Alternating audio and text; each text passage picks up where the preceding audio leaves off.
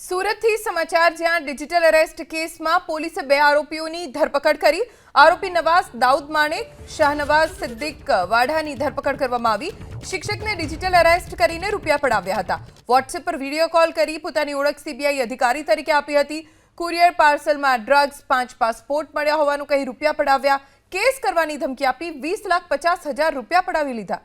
પોલીસે બે આરોપીની જામનગરથી ધરપકડ કરી। 20,50,000 પડાવનાર બે આરોપીઓ જેની સામે હવે કાર્યવાહી શરૂ થઈ ગઈ છે।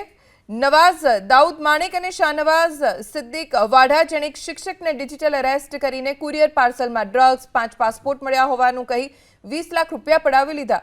આખરે જામનગર સુધી પોલીસ પહોંચી અને બંનેની ધરપકડ કરીને કાયદાકીય કાર્યવાહી શરૂ કરી દેવામાં આવી છે। સુરતથી સમાચાર જ્યાં ડિજિટલ અરેસ્ટ કેસમાં પોલીસે બે આરોપીઓની ધરપકડ કરી। આરોપી નવાઝ દાઉદ માણેક, શાહનવાઝ સિદ્દીક વાઢાની ધરપકડ કરવામાં આવી। શિક્ષકને ડિજિટલ અરેસ્ટ કરીને રૂપિયા પડાવ્યા હતા। વોટ્સએપ પર વિડિયો કોલ કરી પોતાની ઓળખ સીબીઆઈ અધિકારી તરીકે આપી હતી। કુરિયર પાર્સલમાં ડ્રગ્સ, 5 પાસપોર્ટ મળ્યા હોવાનું કહી રૂપિયા પડાવ્યા। કેસ કરવાની ધમકી આપી 20,50,000 રૂપિયા પડાવી લીધા।